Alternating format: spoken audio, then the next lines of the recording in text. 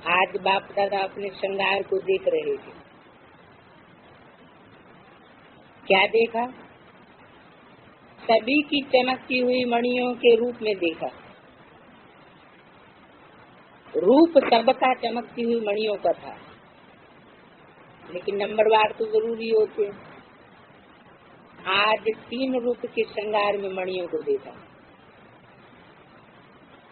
पहला श्रृंगार सिर के ताज में मस्तक के बीच चमकती हुई मणियों को देखा।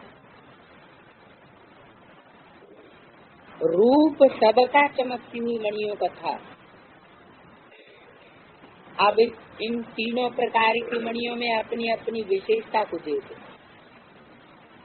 पहले नंबर की मणियां अर्थात ताज में चमकती हुई मणियों की विशेषता ये थी, वो सब मणियां बाप समान मास्टर ज्ञान सूर्य ऐसे चमक रही, जैसे सूर्य की किरणें विश्व को प्रकाशमय बनाती, चारों कोनों के अंधकार को दूर करती है।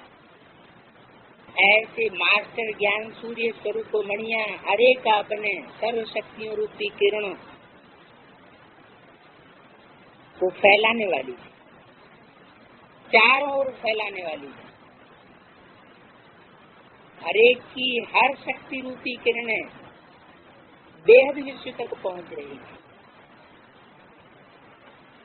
हद तक नहीं पहुंच रही थी, एक तक नहीं, अल्प आत्माओं तक नहीं, लेकिन सारे विश्व तक। साथ साथ बाप समान सर्वगुणों के मास्टर सागर, इसकी निशानी हर मणि के अंदर सर्व रंगों में समाई हुई थी। एक में सर्व रंगों की झलक थी। ऐसे मास्टर गुण सागर अपने सर्व रंगों की रंगत से चमकते हुए ताज की श्रेष्ठ शोभा थी।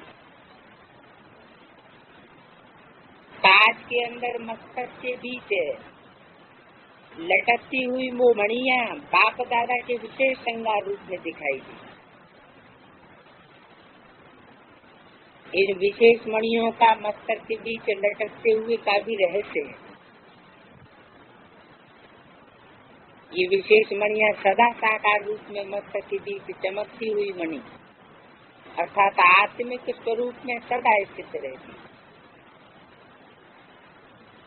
साकार सृष्टि में रहते हुए बुद्धि सदा बाप की याद, घर की याद, राजधानी की याद और ईश्वरीय सेवा की याद में लटकी हुई रहती है। इसलिए ये मणियां मस्तक पर लटकी हुई रहती।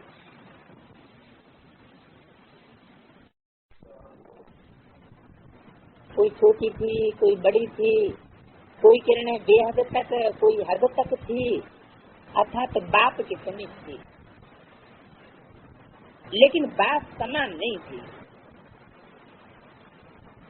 सब गुणों के रंग समाये हुए थे, लेकिन सर्व रंग स्पष्ट नहीं थे। बाप दादा के ऊपर स्नेह और सहयोग के आधार पर बलिहार थे, इसलिए वो गले के हार थे। ऐसी आत्माओं का आधार सदा कंठ द्वारा अर्थात मुख द्वारा, गले की आवाज द्वारा बाप की महिमा, बाप का परिचय देकर बाप के समीप लाना अर्थात बाटा के सब्जेक्ट में फुल पास। कौन सी? गले की मणियां। मनसा की सब्जेक्ट में फुल पास नहीं थी, लेकिन बाटा की सब्जेक्ट में फुल पास। सदा स्मृति स्वरूप नहीं थी, लेकिन सदा स्मृति दिलाने के स्वरूप। इस आधार से बाप के समीप और बाप के गले का हार बनते। ये संख्या ज्यादा थी किसके मुकाबले? मस्तक मणियों के मुकाबले। माला में तो ज्यादा होते हैं ना, तो तो गले की माला की मणियां ताज की मणियों से बहुत ज्यादा थी। तीसरा श्रृंगार था बाहों का कंगन। दोनों की विशेषता और आधार क्या था?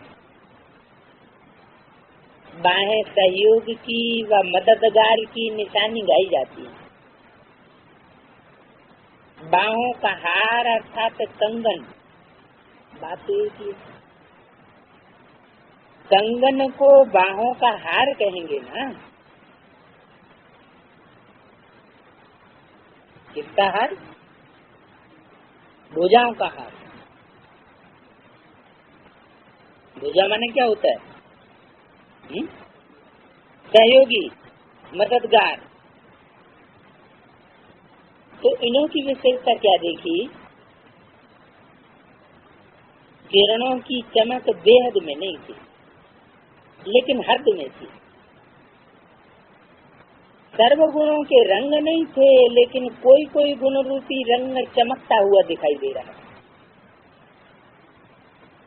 इन्हों की विशेषता हर सेवा के कार्य में सदा सहयोगी, कर्मणा की सब्जेक्ट में फुल पास। सेवा अर्थ तन मन धन से सदा है रेडी। बाप के स्नेह रूपी बाहों में सदा समाये हुए और बाप दादा का हाथ सदा अपने ऊपर अनुभव करने वाले,